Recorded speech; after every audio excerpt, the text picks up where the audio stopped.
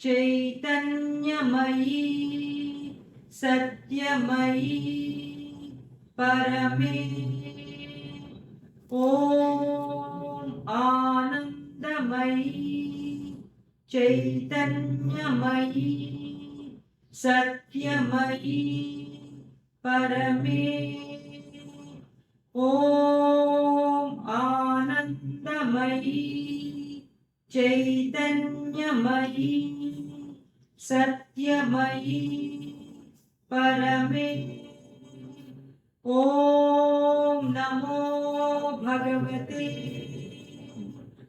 ॐ नमो भगवते ॐ नमो भगवते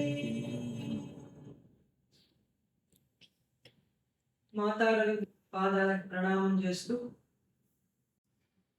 ఈ శుభ సందర్భంలో అమ్మ అవతరణ నుంచి అనుగ్రహం వరకు అనే ఒక చిన్న అంశాన్ని మనం ఈ రోజున ప్రస్తావన చేసుకుందాం.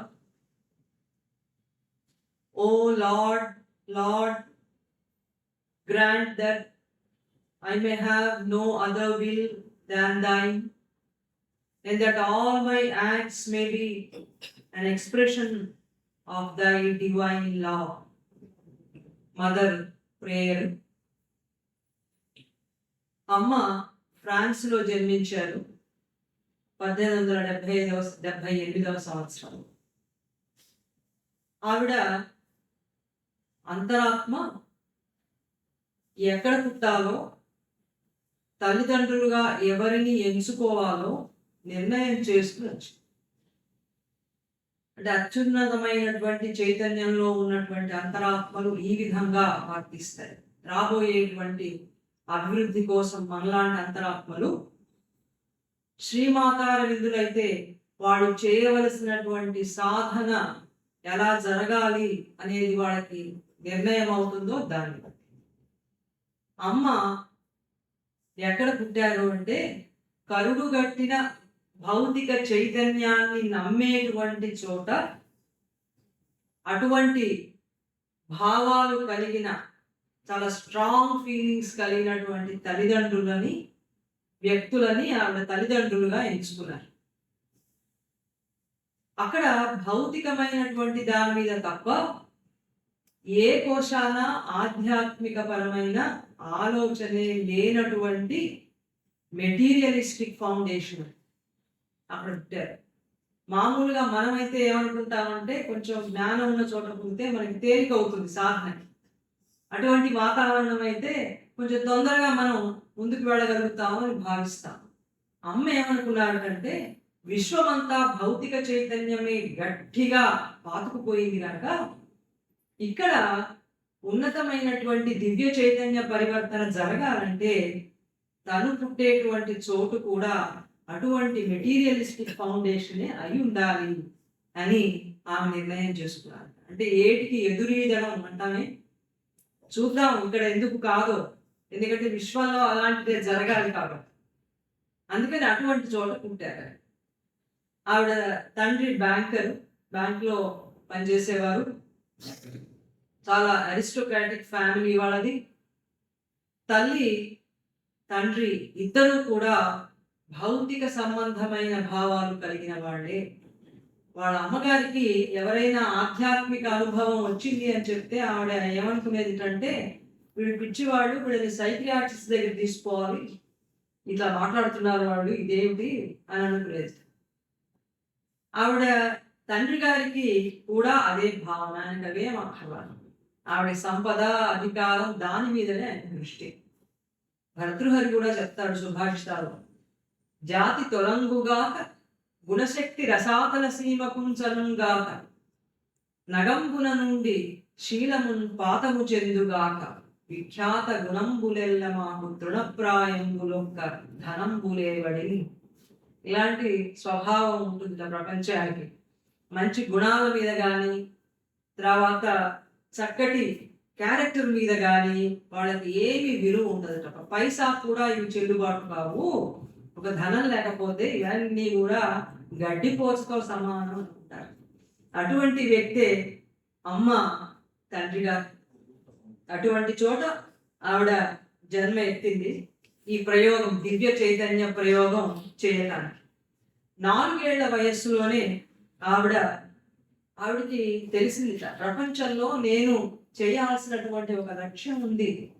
ఎందుకంటే అంతరాత్మ కదా, మనకంటే తెలియదు. మన అంతరాత్మ బలహీనంగా ఉంది కనుక మనం ఎందుకు జన్మించాము అనేది మనకు తెలియదు.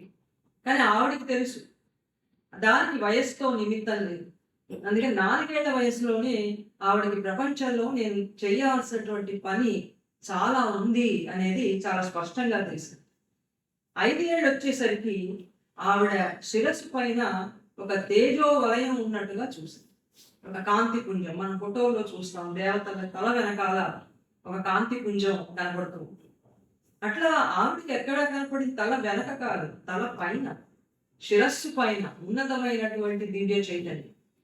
ఆ తేజో వలయం మార్గదర్శకత్వంలో అది ఎలా నడవమంటే నేను అలా నడవాలి, ఎట్లా ఆలోచించమంటే అట్లా ఆలోచించాలి, నన్ను ఎట్లా జీవించమంటుందో ఈ దివ్య ప్రకాశం అలా జీవించాలి అని 5 ఏళ్ల వయస్సులో ఆవిడ అనుకుంది.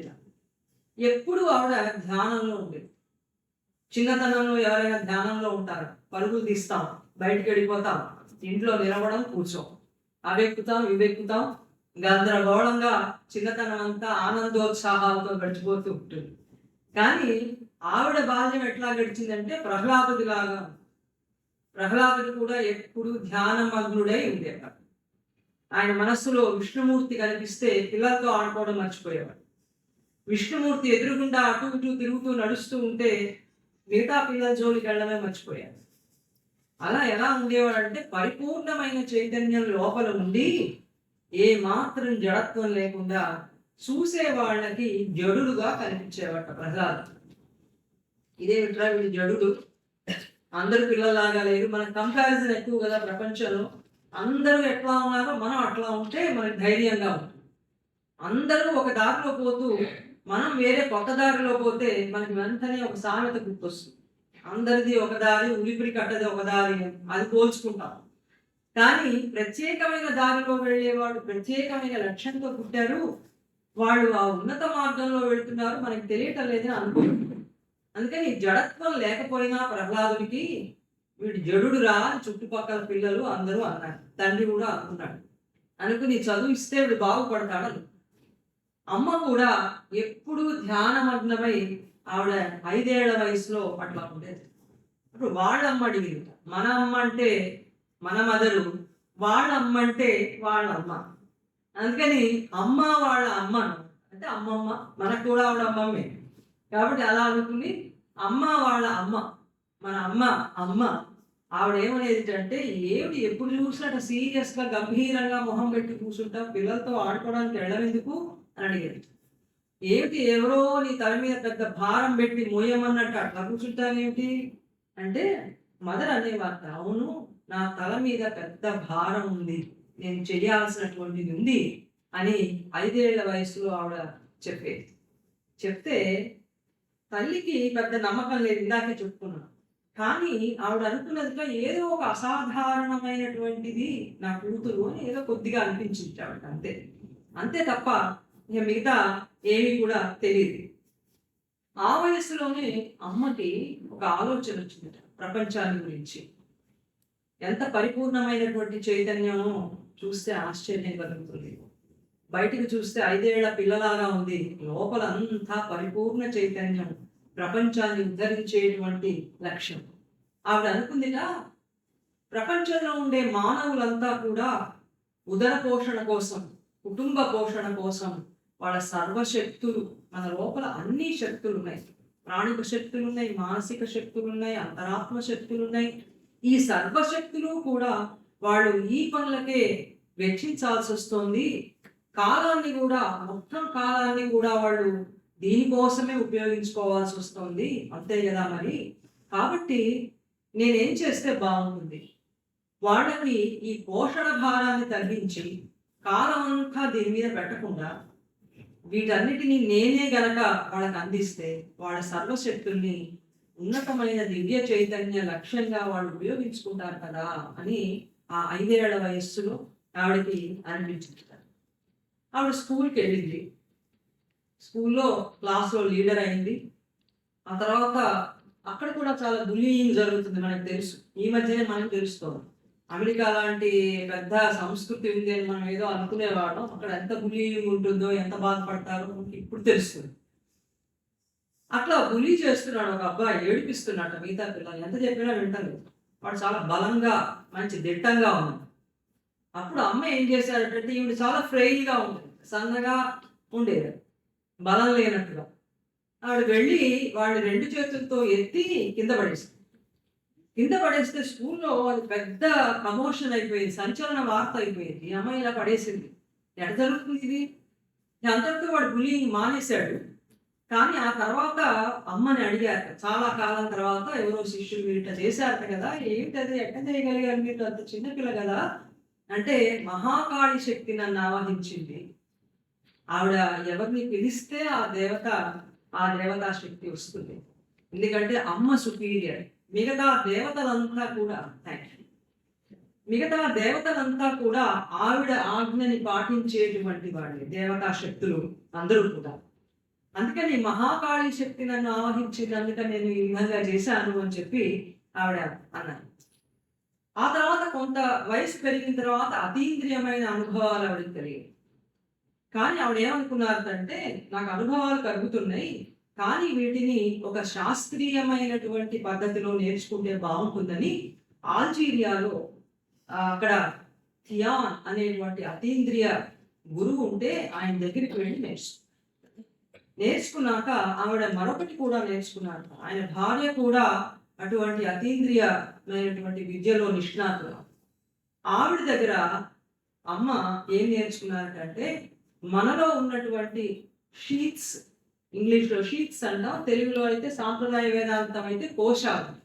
అది మనకి బాగా తెలుసు. అన్నమయ కోశం అంటే ఫిజికల్ షీట్, ప్రాణమయ కోశం వైటల్ షీట్, అలాగే మనోమయ కోశం మెంటల్ షీట్, విజ్ఞానమయ కోశం ఆనందమయం. ఇవన్నీ షీట్స్. వీటన్నిటిలోంచి ఒకదాంట్లోంచి ఒకటిగా ఆవిడ విడిపోయి అత్యున్నతమైనటువంటి ఒక ఉన్నత చైతన్యంగా ఆవిడ ఉండేవాడు. అలా విడిపోయి పైకి వెళ్ళినప్పుడు ఎక్కడికి వెళ్ళారంటే, ఆవిడ ఈ విశ్వంలో ఉండేటువంటి రూపాలన్నింటికంటే పైన, ఇవన్నీ దాటిపోతే ఏముంటుంది? నిశ్చలమైన పరిశుద్ధమైన ఆత్మ చైతన్యం. అక్కడికి పోవాలనే ప్రపంచం ఆరాటం, ఆకాంక్ష అంటారు. అమ్మ ఈ కోశాలన్నింటినీ కూడా వదిలేస్తూ ఆ నిరాకారమైన చైతన్యాన్ని చేరుకునే అంచు దగ్గరికి వెళ్ళి నిలబడ్డారు. ఇంకొక అడుగు వేస్తే ఆ నిరాకార ఫామ్లెస్ స్థితిలోకి వెళ్ళిపోతాడు.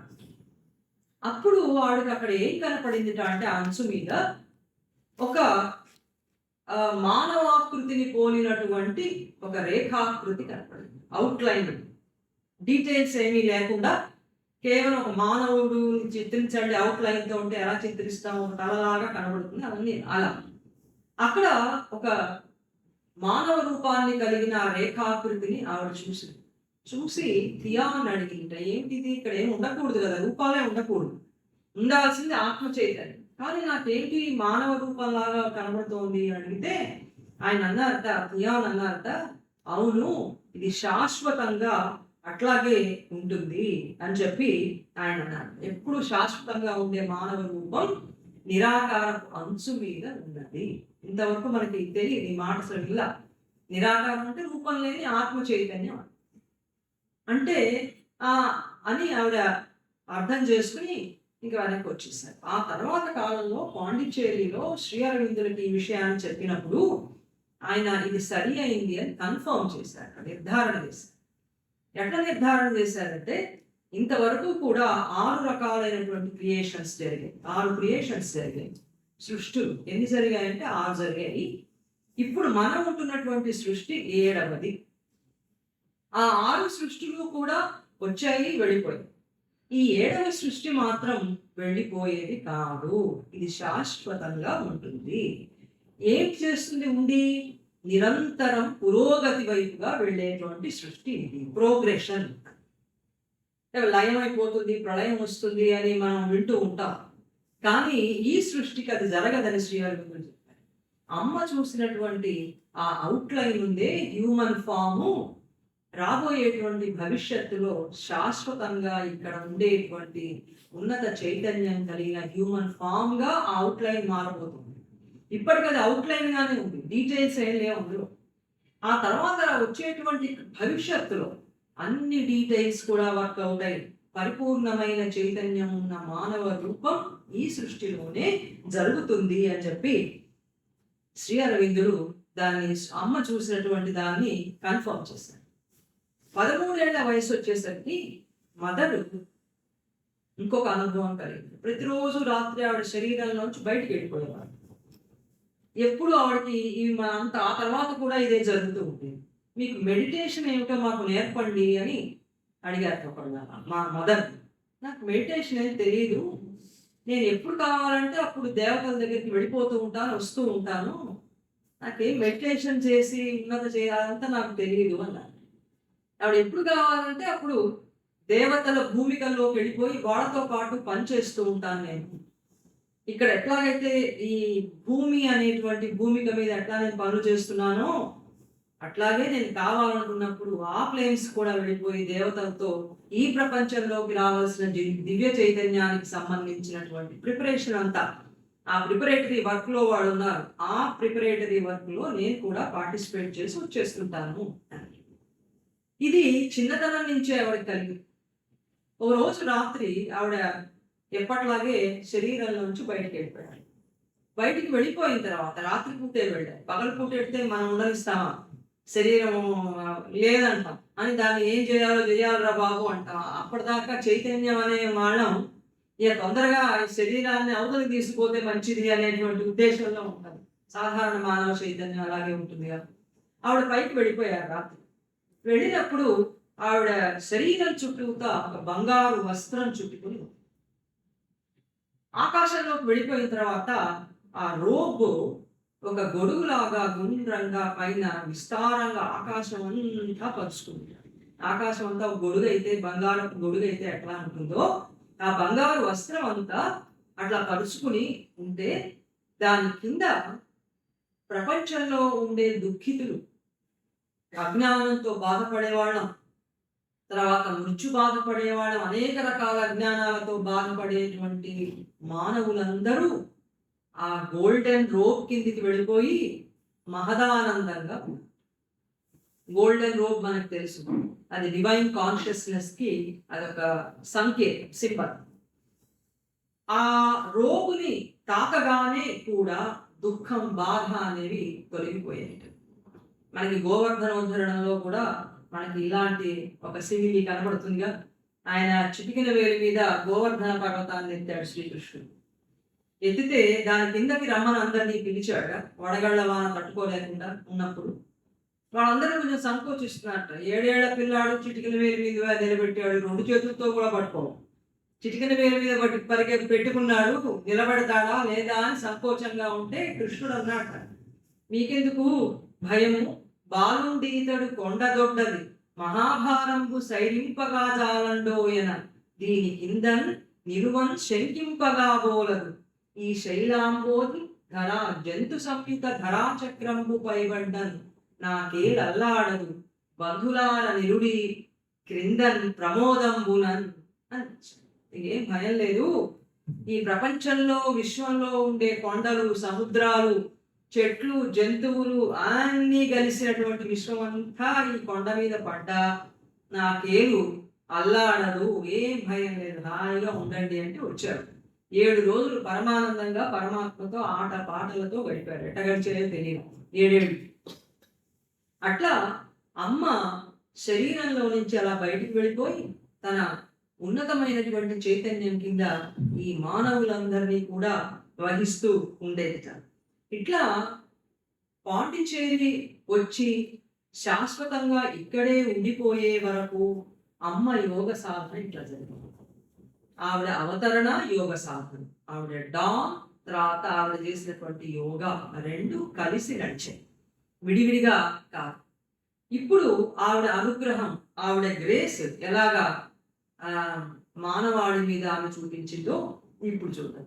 పాండిచ్చేరిలో ఆవిడ స్థిర నివాసం ఏర్పరచుకున్నారు. 1920లో వచ్చేసారుగా మనకి ఇవన్నీ తెలుసు. 26లో శ్రీ అరవిందుడు ఏకాంతవాసంలోకి వెళ్ళిపోదలుచుకున్నారు. ఆయన అమ్మ వచ్చిన తర్వాత ఆశ్రమ సాధకుల సాధన భారాన్ని, ఆశ్రమం యొక్క చైతన్య పురోగతిని రెండింటినీ కూడా అమ్మకి అప్పజెప్పి, ఇక అమ్మ చూసుకుంటుంది, ఇక నుంచి నీకు మదర్ ఈవిడే అని సాధకులకి చెప్పి ఆయన ఏకాంతవాసంలోకి వెళ్ళారు. ఆశ్రమ నిర్వహణ అంతా కూడా ఆవిడ చేపట్టారు. మామూలుగా మనం ఏమనుకుంటామంటే ఆశ్రమం నిర్వహించారంటే అందులో రకరకాలైనటువంటి డిపార్ట్మెంట్స్ ఉన్నాయి. వాటన్నిటినీ కూడా చాలా ఏబుల్గా నిర్వహించాల్సినటువంటి బాధ్యత ఉంటుంది కదా, అట్లా చేసినట్టున్నారు ఆవిడ. అంతేగా మనం కూడా అంతే. ఏదైనా మనకి అప్పగిస్తే మనం ఏమనుకుంటాం, మనం ఎంత బాగా చూడాలి.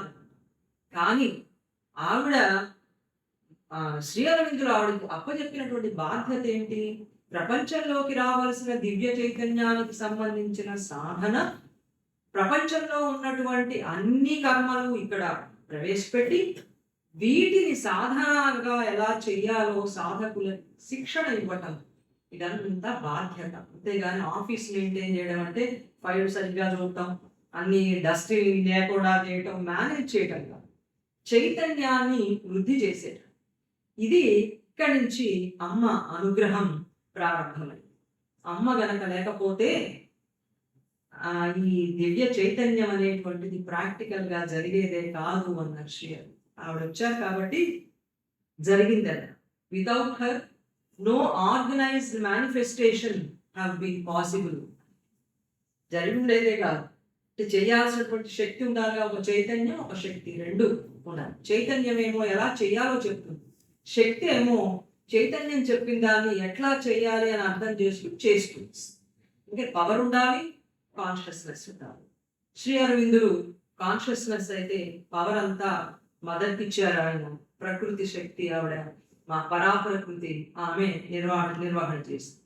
ఇప్పుడు ఆశ్రమంలో ఎట్లాంటి అనుగ్రహం ఆవిడ చూపించిన అనుగ్రహం చూపించడం అంటే, మామూలు మానసిక చైతన్యం ఏమనుకుంటుందంటే, మనం ఇప్పుడు అహంలో ఉన్నాం కనుక, అహం చైతన్యంలో ఉన్నాం కాబట్టి అహం చైతన్యం ఏం కోరుకుంటుందో, ఏమని ఎటువంటి ప్రయోజనాలు ఆశిస్తుందో అవి జరిగేటట్లు చేస్తే దైవం మనల్ని అనుగ్రహించినట్టు. అంతే కదా. ఇంకా కొంచెం పైకి వెళ్తే మనకి కాస్త పుణ్యం, పురుషార్థం ఇవి రెండు ఇవ్వాలి. ఆ తర్వాత ఇంకా కొంచెం పై చైతన్యానికి వెళ్ళిన వాళ్ళు దైవం మోక్షం ఇవ్వాలి అనుకోండి. ఇవి దైవానుగ్రహం. కానీ శ్రీ మాతారవిందుల అనుగ్రహం, వాళ్ళ ప్రేమ ప్రపంచం మీద ఎంత ఉంది. అమ్మ పనిచేసే శక్తి ప్రేమతో చేస్తుంది. డివైన్ లవ్ ఆవిడది. దివ్య ప్రేమ. దివ్య ప్రేమ ఎప్పుడూ కూడా ఎట్లా వర్తిస్తుందంటే, మానవుడు బాధపడుతున్నటువంటి అజ్ఞాన చైతన్యాన్నంతటినీ ఎట్లా తీసేయాలి, ఎలా మార్పు చేయాలి అని దివ్య ప్రేమ ఆలోచిస్తుంది. డివైన్ అట్లా ఆలోచిస్తుంది. మనో చైతన్యం ఎట్లా ఆలోచిస్తుంది, నేను బాగానే ఉన్నా కదా, నేను అడిగినవి ఇస్తే నాకు అంతా బాగానే ఉంటుంది కదా, ఈ చైతన్య మార్పు ఏంటి, ట్రాన్స్ఫర్మేషన్ ఏంటి, ఇదంతా ఏమిటి అసలు, ఇదంతా ఎందుకు, నేను అడిగింది ఇస్తే పోలేదా, నేను అడిగినా ఏమన్నా సాధన కావాలని ఇవన్నీ అడగలేదుగా అంటుంది మానవ చైతన్యం. కానీ అమ్మ అట్లా చేయాలి. శ్రీ అరవిందాశ్రమం అంటే మనకి తెలుసు, ధ్యాన జీవితం కాదు, మెడిటేటివ్ లైఫ్ కోసం ఏర్పాటు చేసినటువంటిది కాదు. అక్కడ స్ట్రెస్ దేని మీద ఉంది అంటే అది ప్రాధాన్యత. అక్కడ ఉండేటువంటి ప్రాధాన్యత అంతా కూడా ఫుల్ఫిల్మెంట్ ఆఫ్ లైఫ్, మన జీవితాన్ని సఫలం చేసుకోవటం ఎట్లా అనే సాధన ఆశ్రమంలో శ్రీ అరవిందుల ఆశ్రమంలో జరుగుతుంది. అంతేగాని ధ్యానంలోనే మనం ఉండిపోయి ఆ ధ్యానంతో మన మనో చైతన్యం ఉన్నతమైన ఆధ్యాత్మిక చైతన్యంలో మెర్జి కావటానికి చేసే సాధన కాదు. రెండవది రినౌన్సియేషన్ కాదు, బాహ్య సన్యాసం కూడా కాదు. శ్రీ అరవిందుల యొక్క చైతన్యంలో అంతరంగ సన్యాసం. అంతరంగంలో ఏం వదలాలో అవి వదలాలి. అహం వదిలిపెట్టాలి, లోవర్ పర్సనాలిటీని వదిలిపెట్టాలి. వీటన్నిటినీ కూడా పరాప్రకృతిగా ఉన్నత దైవ చైతన్యంగా మనం ట్రాన్స్ఫార్మ్ చేసుకోవాలి. ఇది సన్యాసం. శ్రీ అరవిందులు చెప్పి ఇవి వదిలిపెట్టాలి, అంతరంగంలో మనం వదిలిపెట్టాలి. ఆశ్రమంలో సామూహికంగా అందరికీ కర్మలు అప్పజెప్పబడ్డాయి, పనులు అప్పజెప్పారు. ఫ్యాక్టరీలు ఉన్నాయి మనకు తెలుసు, అలాగే వ్యవసాయ క్షేత్రాలు ఉన్నాయి, రకరకాలైనటువంటి కర్మాగారాలు ఉన్నాయి. అందులో అందరూ పని చేయాలి. ఆ పని ఎలా చేయాలి? వాళ్ళకి వసతి ఉచితంగా ఇచ్చారు, భోజనానికి సంబంధించిన బాధ లేకుండా చేశారు. మనమే వండుకోక్కర్లేదు, డైరెక్ట్ డైనింగ్ హాల్లోకి వెళ్తే వాళ్ళు పరమ శ్రద్ధగా భక్తి తత్పరతతో మనకి మంచి ఆరోగ్యకరమైన జ్ఞానవంతమైన భోజనం పెడతారు. భోజనానికి ఇబ్బంది లేదు, వసతికి ఇబ్బంది లేదు, ఎటు చూసుకోవాలి. కాకపోతే ఆశ్రమంలో ఎవరినైనా తీసుకోవాలి అంటే అమ్మ ఒక రూల్ పెట్టారు. అదేమిటంటే మన పాత మూలాలన్నింటినీ వదులుకో. అంటే మా అమ్మ నాన్న వదిలేసేయాలా? ఆయన ముందు మనసు అదే అడుగుతుంది, ఏం వదలాలి నన్ను? మా కుటుంబం వదిలేయాలా? కుటుంబం వద్దనుకున్న వాళ్ళే ఆశ్రమంలోకి వస్తారు, మొదటి మాట. మరి ఇంకేం వదలాలి అంటే మనలో వెనకటి కాలం నుంచి వస్తున్నటువంటి అనేక రకాల అజ్ఞానపు ఆలోచనలు, భావాలు, తర్వాత జీవితాన్ని గురించినటువంటి కొన్ని దృక్పథాలు, ఇవన్నీ మనం వదిలేయాలి. ఇవి మన మూలాలు. అరవిందుల వారి దగ్గరికి వెళ్ళి నాకు మోక్షం కావాలండి, నాకు ఇది కావాలండి, మనకు పాత కాలంలో ఏం వినున్నామో అవి గనక మనం అట్లాగే పట్టు కూర్చుంటే మాతా అరవిందులు వారు ఆశిస్తున్నటువంటి దివ్య చైతన్యానికి ఉపకరణంగా మారేటువంటి సాధకులంగా కాము. అటువంటి సాధకులు మాతా అరవిందులని కావాలి. కాబట్టి వాళ్ళు అటువంటి సాధకులుగా ఉండదలిచినటువంటి వాళ్ళని ఆశ్రమంలోకి వాళ్ళు తీసుకెళ్ళారు. అలాగే వర్క్ కూడా ఎలా చేయాలి, ఎలా చేయాలో మనకి ఎవరైనా చెప్పాలా ఏంటి? పని ఎట్లా చేయాలో మనకు తెలీదా? చాలా బాగా చేయాలి, చక్కగా చేయాలి, అందంగా చేయాలి, అందరికీ ఉపయోగపడేలాగా చేయాలి, ఇవన్నీ తెలుసు కదా. అవును, ఇవన్నీ కూడా మాతా అరవిందులు చెప్పినటువంటి కర్మయోగంలో ఉంటాయి. శ్రీ అరవిందుల ఇంటెగ్రల్ యోగాలో కర్మయోగా కూడా ఒక పార్ట్. కర్మయోగం అంటే ఏమిటో మన గీతలో మనం చెప్పుకున్నాం. కర్మయోగం అంటే ఫలితాన్ని ఆశించకుండా, ఫలితానికి కట్టుబడకుండా, సర్వంలోనూ పరమాత్మని చూస్తూ ఆయన ఇచ్చ ప్రకారం మనం పనిచేస్తూ ఆయనకి మన కర్మని సమర్పించి ఏ ఫలితం ఇచ్చినా నాకు ఏం పర్వాలేదు, ఆనందమే అంటే అది నిష్కామ కర్మ అవుతుంది. ఒక్కోసారి మన ఓటమి దైవ విజయానికి కారణం. బాహ్యంలో మనకి నష్టం వస్తుంది, ఓటమి వస్తుంది, ఎవరు లక్ష్య పెట్టరు, కేర్ చేయరు. ఇవన్నీ కూడా భగవంతుడికి ఒక్కొక్కసారి అలా కావాల్సి వస్తాయి ఆయన విజయానికి. అప్పుడు కూడా సాధకుడు బాధపడకుండా ఉంటాడు. అందుకని వర్క్ ఎలా చేయాలి అంటే చాలా ఆధ్యాత్మికమైనటువంటి చైతన్యం నుంచి చేయాలి. అది కూడా మనలో ఉన్నటువంటి లోవర్ పర్సనాలిటీ, దాని రియాక్షన్స్ ఎట్లా ఉన్నాయో మనము చాలా కఠినంగా అబ్జర్వ్ చేసి వాటన్నిటినీ కూడా మార్చుకునే విధంగా ఉండడానికి కర్మ చేయాలి. అంటే అందుకని work is not work for work sake అని చెప్పాలి. యాజ్ ఎ ఫీల్డ్ ఆఫ్ సాధన.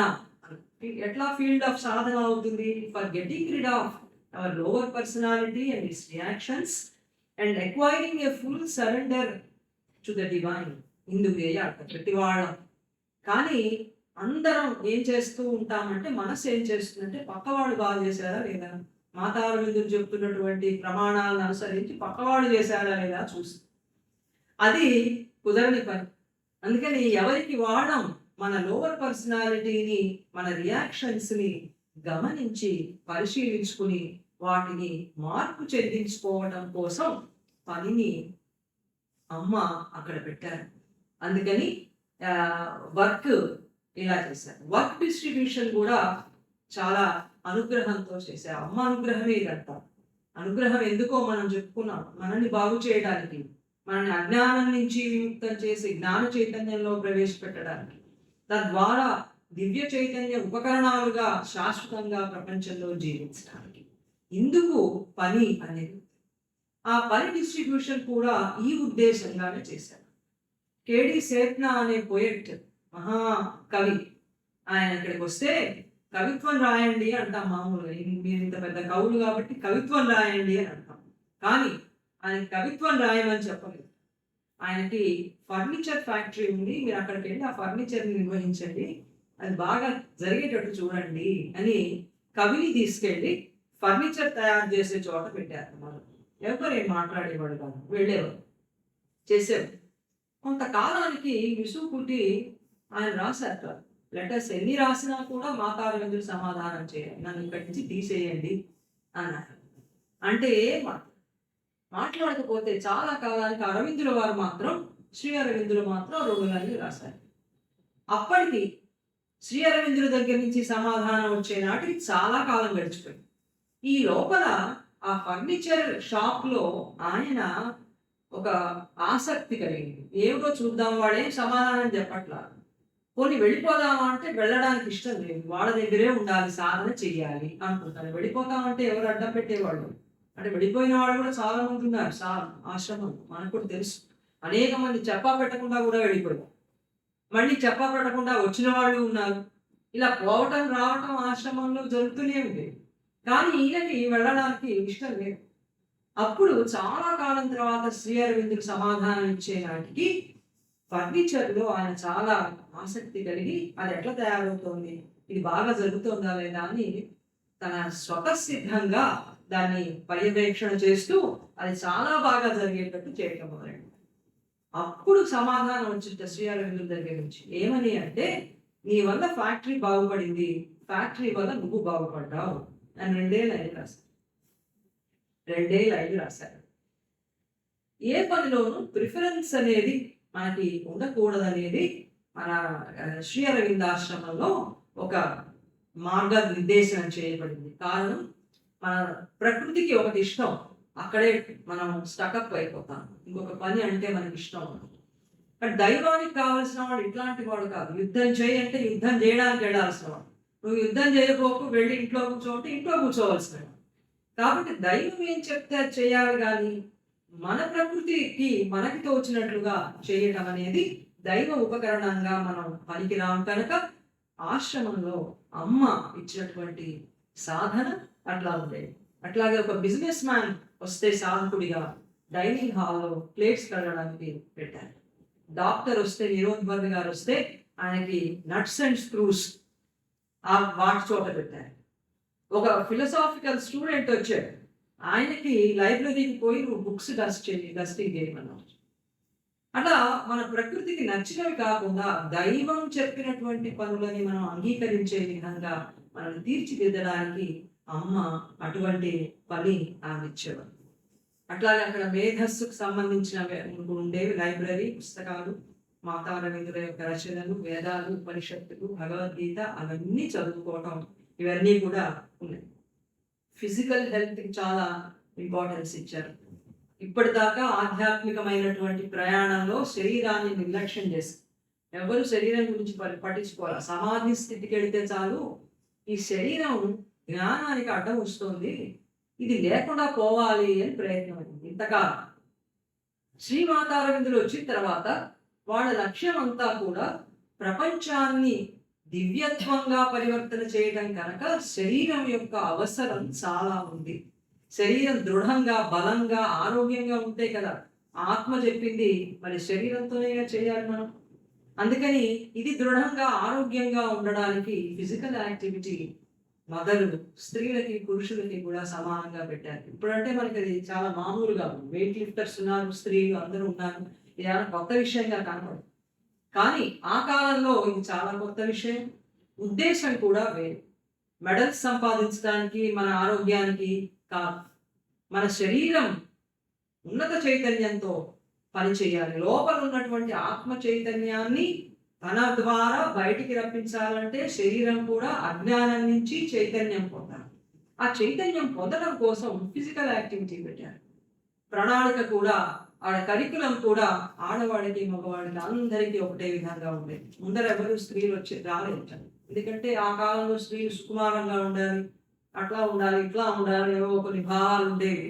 అంతేగాని పరుగులు తీసి ఆటలాడతారా, అట్లా ఎట్లా కుదురుతుంది అనే భావనల నుంచి స్త్రీలు కూడా ఆ క్రీడలలో పాల్గొనడం అట్లా జరిగింది. స్త్రీ పురుష సమాన స్వేచ్ఛని గురించి కూడా మదర్ అనేక వ్యాసాలు రాశారు.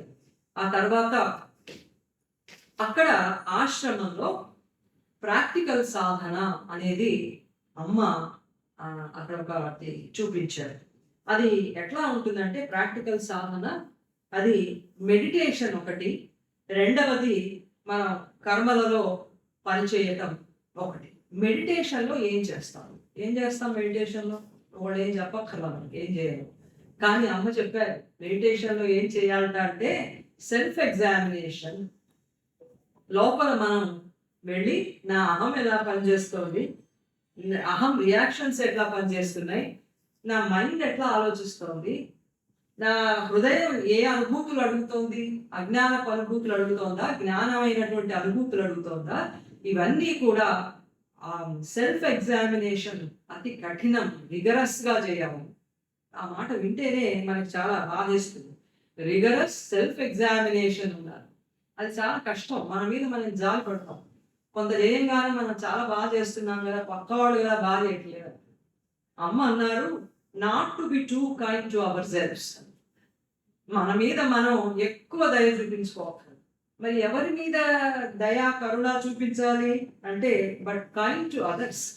ఇతరుల మీద కైండ్గా ఉండాలి కానీ, దయాద్రంగా ఉండాలి కానీ, మన మీద మనం చాలా కఠినంగా మన అంతరంగం పనిచేసే విధానాన్ని మనం పరిశీలించుకోవాలి. అని అక్కడ బాగానే ఉంది అని మసిపూసి మారేడుకాయ చేసే అహంని మనం చాలా గుర్తించి పక్కన పెట్టాల్సి ఉంటుంది. ఆధ్యాత్మిక జీవితంలో పరీక్షలు ఎట్లా వస్తాయో అమ్మ చెప్తూ ఉండేవాడు. ఎవరు చెప్తారు మనకి? ఇదంతా అనుగ్రహమేగా. ఆధ్యాత్మిక జీవితంలో పరీక్షలు ఎట్లా ఉంటాయి అంటే ఆధ్యాత్మిక జీవితంలో పరీక్షలు పెద్ద పెద్ద సందర్భాలు. రే నాయన ఇంకా కొంచెం దూరం మీద ఒక 60 మైళ్ళు వెళ్తే మనం ఊరు వచ్చేస్తుంది, అక్కడ చక్కగా అన్ని తాగొచ్చు తినొచ్చు అని పిల్లాడిని ఆశపడుతున్నాడు. అట్లా పోతూ పోతూ వాడు ఎన్నిసార్లు అడిగినా ఇదిగో అదిగో అంటున్నాడు, ఇవ్వాల. తర్వాత వాడు ఎడారిలో ఒక పిల్లవాడు చచ్చిపోయాడు దాహం. పోతే తండ్రి ఏడుస్తాడతా, ఒరే నాయన ఈ కొబ్బరి బోండాలన్నీ నువ్వే తాగరా, బతకరా నాయన, లేచి ఈ బోండాలన్నీ నువ్వే తాగుంటాడు. ఒకటి ఇవ్వమంటే ఇవ్వలేదు. ఇప్పుడు ఫలితం ఇంకొక రకంగా వచ్చాక ఇంత వేదన పడుతున్నాడు. పరీక్షలు ఎక్కడొస్తాయి? చిన్న చిన్న వాటిలోనే పరీక్షలు వస్తాయి.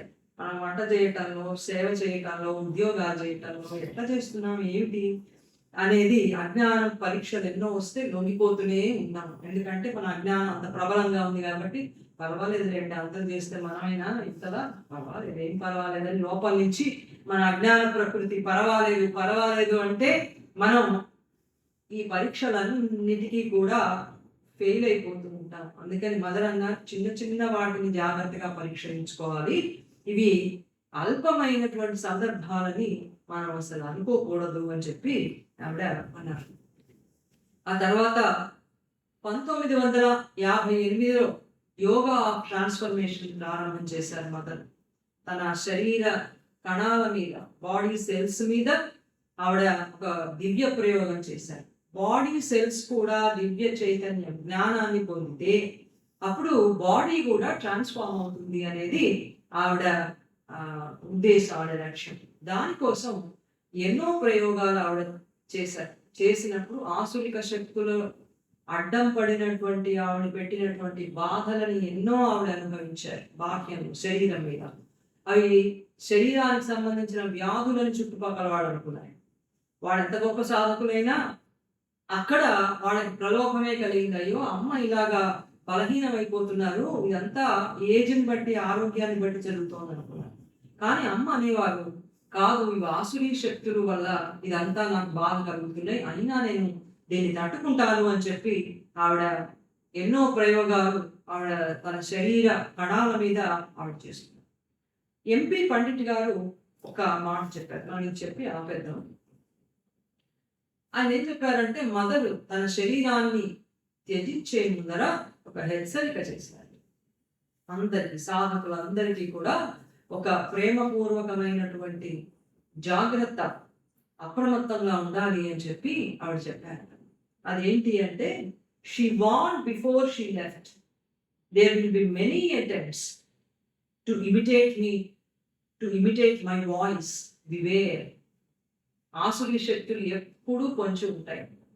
అమ్మ దగ్గర ఉన్నాం మనకేం పర్వాలేదు అని అనుకోవడానికి లేదు. మన బుద్ధిని, మన విచక్షణని మనం చాలా జాగ్రత్తగా ఉపయోగించాలి. అమ్మ గొంతు వినపడింది, అమ్మ కనపడింది, అమ్మ మాట్లాడింది, ఇలాంటివన్నీ కూడా ఆసురీ శక్తులే. జాగ్రత్తగా ఉండండి, నేను అలా మాట్లాడను అన్నాడు. Her intimation is through psychic. మరి అమ్మ మనతో ఎలా మాట్లాడతారు? మనతో మాట్లాడరా? ఎట్లా అంటే మన సైకిక్ చైత్య పురుష స్థితిలో ఆవిడ మాట్లాడతారు. మన సైకిక్ బీయింగ్ గా మనం మారితే, మన సోల్ సైకిక్ గా డెవలప్ అయితే అంతరాత్మలో ఆవిడ సాన్నిధ్యం, ఆవిడ ప్రెజెన్స్, ఆవిడ ఏం చెప్తున్నారు సైలెంట్ గా, జెంటిల్ గా మనకి ఒక ప్రేరణగా మాత్రమే ఉంటుంది తప్ప ఇలా కంఠస్వరం పెద్ద ప్రమాదం అన్నారు. రాబోయే కాలంలో శ్రీ అరవిందుల యొక్క ఆధ్యాత్మిక చింతనని కూడా వికృతం చేస్తారు. ఎవరు చేస్తారు? ఎవరేంటి? మన పక్కనే ఉన్న ఆశ్రిత శక్తులు చేస్తాయి, మనతో చేయిస్తాయి. అవిగాక ఏమున్నాయి? ఏం చెప్తారు? ఆయనది రిలిజియన్ కింద మార్చేస్తారు. ఆధ్యాత్మిక చింతన మాతారవిందులు మనకి పూజ, పునస్కారం, మంత్రం, తంత్రం ఇవేమి ఇవ్వాల? ఉంటే ఇక్కడ ఉండే వాళ్ళు ఎందుకు ఇవ్వాలా? ఒక కల్ట్ అనేది ఏర్పడిపోతే దాంట్లో స్టక్ అయిపోయి ఉన్నత చైతన్యం అనేది మర్చిపోతాం. అదే జరిగింది. మహాపురుషులంతా ప్రపంచంలోకి వస్తే ఆ యోగులందరి స్థానాల్లో మనం వెళ్ళి వాళ్ళ విగ్రహాలు పెట్టి దండలు వేసి పూజలు చేసి అగరత్తులు, దీపాలు, అలంకరణలు, ప్రార్థనలు, ప్రదక్షిణలు చేసి చేసి వాళ్ళ చింతన ఏమిటి అనేది ప్రపంచం మర్చిపోయేటట్టు ఈ ఆసురిక శక్తులు చేస్తాయి. గనక రిలిజియన్ గా మన శ్రీ అరవిందుల యొక్క చింతన మారకుండా సాధకులు చూసుకోవాలి. భజనలు లేవు, పాటలు లేవు, పద్యాలు లేవు, ఏమీ లేవు. ఏముంది మరి? మనని మనం పూర్తిగా మనలో సెల్ఫ్ ఎగ్జామిన్ చేసుకోవటం, ఉన్నత చైతన్యంగా మన చైతన్యాన్ని అభివృద్ధి చెందించుకోవటం, పనులలో జీవితంలో జీవిస్తూ ఇది చెప్పారు. అందుకని అమ్మ అన్నారు, so there would be a great danger of an attempt being made to pervert Sri Aurobindo's teaching into a religion which would be narrow and cruel. ఎంత సంకుచితం అయిపోతుందో శ్రీ అరవిందుల యొక్క చింతన, ఎంత క్రూయల్, ఎంత చేయరానటువంటి ఒక క్రూరమైనటువంటి పద్ధతికి దిగిపోతుందో. అట్లా దించకుండా ఉండాలంటే సాధకులంతా అప్రమత్తంగా ఉండాలి. ఇవేవి కూడా మన చింతనలోకి మనం తీసుకురాకూడదు. The danger is very much there as asura wants to pervert truth. సత్యాన్ని వికృతం చేయడానికి అసురుడు ఎప్పుడూ పక్కనే ఉంటాడు. శ్రీమాతారవిందులు ఉన్నంత వరకు అసుర శక్తులు బలహీనంగా ఉన్నాయి. ఇప్పుడు వాళ్ళు సూక్ష్మ భౌతిక స్థితి నుంచి, ఉన్నతం నుంచి వాడు పనిచేస్తున్నప్పుడు ఈ భౌతిక జీవితంలో అసురుడు ఉండి సత్యాన్ని వికృతం చేసి, ఇదిగో నేను చెప్తున్నా చూడండి, ఈ రిలీజియస్ వేలో పోతే ఇదే శ్రీ అరవిందుడు చెప్పారు, ఇదిగో ఈ మంత్రం చెప్పారు, ఈ తంత్రం చెప్పారని వికృతం చేసి అవి మానవులని దైవ చైతన్యం వైపు వెళ్లకుండా చేస్తాయి. అలా చేస్తే ఏం జరుగుతుంది? ఇప్పటిలాగే మనం దుఃఖంలో, మృత్యువులో కొట్టుమిట్టాడాల్సి వస్తుంది. కనుక జాగ్రత్త అని చెప్పారు. అని ఒకే ఒక మాట చెప్పారు. Seek only the appreciation of the divine, care for no body, nothing else, do what is right irrespective of what people say. ఇది గుర్తుపెట్టుకోండి అని. Seek only the appreciation of the divine. మనం చేసే పనిని ఎవరు మెచ్చుకోవాలి? ప్రపంచం మెచ్చుకోదు. ఎందుకంటే ప్రపంచం కూడా అజ్ఞాన చైతన్యంలోనే ఉంది కనుక ఉన్నత చైతన్యం రాకూడదని దాని ప్రయత్నం. కాబట్టి అదేం చేయలేదు, నిస్సహాయం ప్రపంచ చైతన్యం. అంచేత దైవం యొక్క మెప్పుకోలే మనకి. ఆయన ఎలా మెచ్చుకుంటాడు? మన అంతరాత్మ వృద్ధి అవుతున్నప్పుడు మన సైకిక్ బీయింగ్ లో ఆయన చాలా మృదువుగా, చాలా జెంటిల్గా, సాన్నిధ్యంగా, ప్రెజెన్స్ గా ఉండి అది మనకి తెలిసి అనుభవం వచ్చి దైవం ఒప్పుకున్నాడు, ఇది చేయమంటున్నాడు అని అప్పుడే మనకు తెలుస్తుంది. ఆయన గొంతు వినపడక్కర్లా, ఆయన కళలోకి రావక్కర్లా, గంటలు గడగడ మోగక్కర్లా. మన సినిమాలో చూస్తుంది దేవుడు వచ్చాడంటే గడగడగడ మోగాలి. ఇలా ఏమి బాహ్యమైనటువంటివి ఏవి కనపడవు, అంతరంగంలో అటువంటి సాన్నిధ్యం ప్రెజెన్స్ మాత్రం కనపడుతుంది. కనుక ఏది సత్యమో ఏది దైవం వైపు తీసుకువెళుతుందో దాన్ని చేయటానికి మనం వెనకాడకూడదు. ఎవరు అవునన్నా కాదన్నా సరే అన్నారు మాట. ఇది ఆవిడ యొక్క దివ్యానుగ్రహం, ప్రేమతో ప్రపంచానికి ఆమె చూపించినటువంటి మార్గం. ఇవాళ ఈ మహదవకాశాన్ని మనకి మాతా విందులు కల్పించారు. చక్కగా వారిని గురించి మాట్లాడుకున్నాం. వారు కూడా ఇక్కడే ఉండి మనని ముందుకు తీసుకువెళ్తున్నారు. మనని ఇలాగే వారి తత్వ చింతనని ఎప్పుడూ కూడా తలుచుకుంటూ బోధ చేసుకుంటూ ఉన్నతమైనటువంటి స్థితికి వెళ్ళమని వారు మనని ఎప్పుడూ మార్గనిర్దేశనం చేస్తున్నారు. నమస్కారం.